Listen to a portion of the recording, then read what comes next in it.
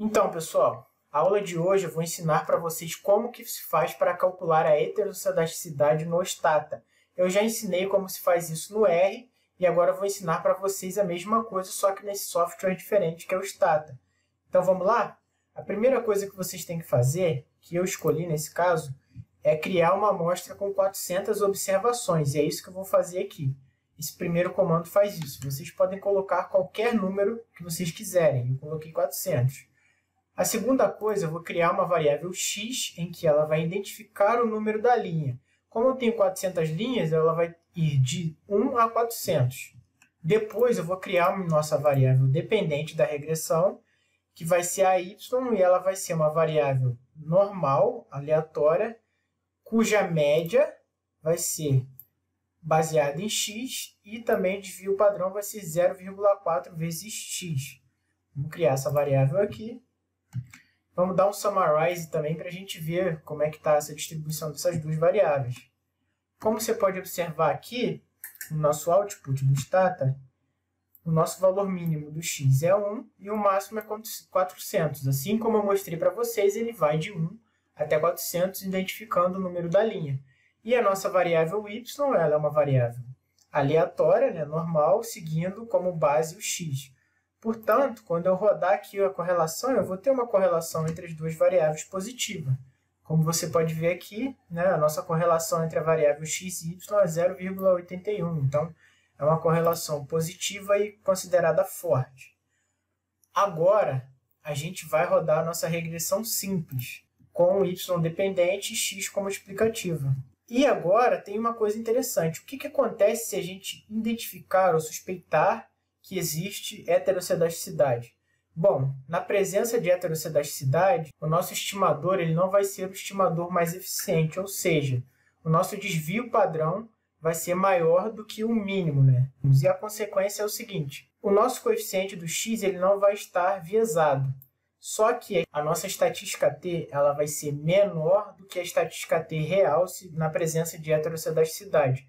Isso faz com que, em alguns casos, a gente acabe rejeitando a relevância de um coeficiente, sendo que ele, na verdade, é relevante. Só que existe heterossedasticidade. Então, quando vocês imaginam ou têm algum indicativo de que há heterossedasticidade, vocês têm que fazer essa correção. Agora a gente vai ver como que a gente faz, de fato, para ver se tem ou não heterossedasticidade. A primeira coisa que a gente vai fazer é uma análise gráfica. Então, aqui eu vou criar primeiro uma variável que vai identificar os coeficientes do erro. Eu vou gerar essa variável ao quadrado, né, o erro ao quadrado. E antes disso, eu vou tentar identificar se existe algum padrão estranho, apenas plotando a variável y e a x e a nossa regressão aqui, né? Vamos ver aqui o que vai acontecer. Então, está aqui o nosso plot.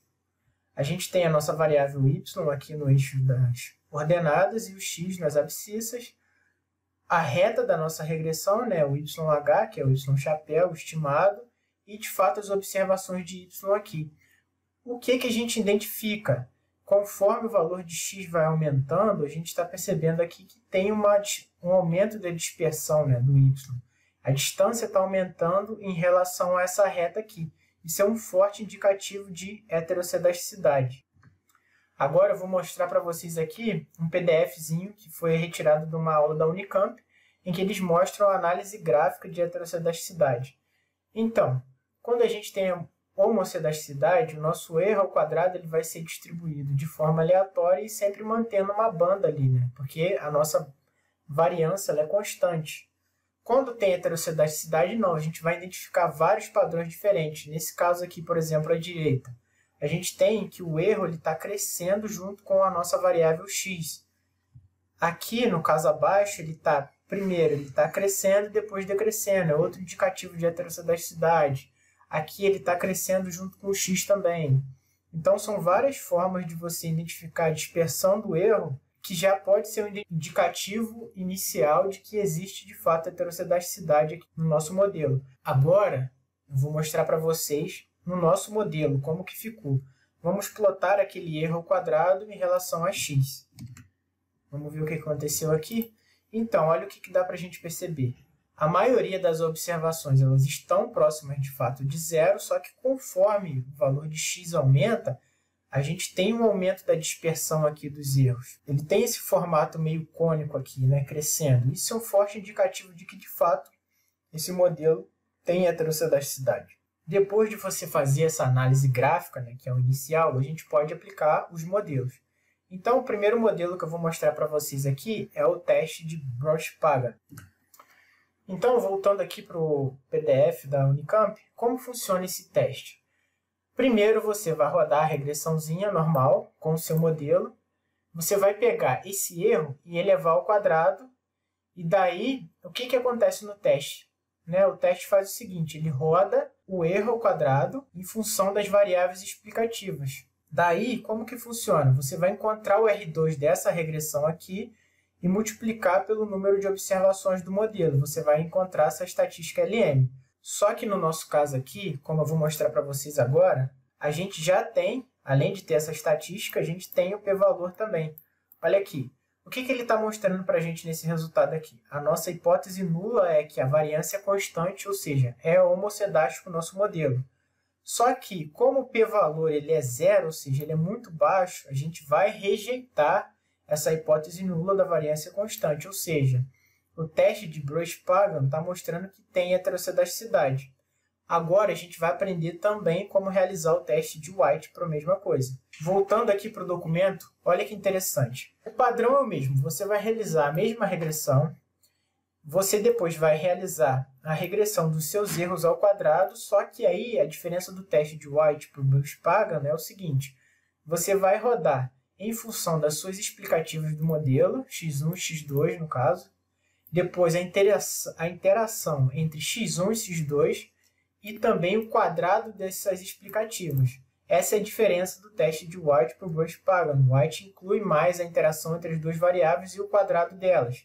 Se você tem mais variáveis, são mais interações e mais o quadrado. A estatística de teste também vai ser a mesma coisa. Eu vou pegar o número de observações e multiplicar pelo R2 dessa regressão aqui. Eles vão ser diferentes porque o modelo que a gente rodou é diferente. Vamos lá ver o que acontece. Rodando aqui, a nossa variável é diferente também, é 78, só que é a mesma coisa. O nosso H0 aqui, ele supõe que existe a homocedasticidade. Só que como o nosso p-valor é baixo, nesse caso ele é próximo de zero, isso mostra que, na verdade, a gente tem heterossedasticidade. Então, pessoal, o comando é bem simples. Vocês vão colocar nos dois stat, e aqui para o Bosch-Pagan hat-test, e para o de White vai ser imtest, White. Então, pessoal, a aula de hoje é isso. Espero que vocês tenham entendido. Não se esqueçam de curtir o vídeo e se inscrever no canal. Beleza? Até mais!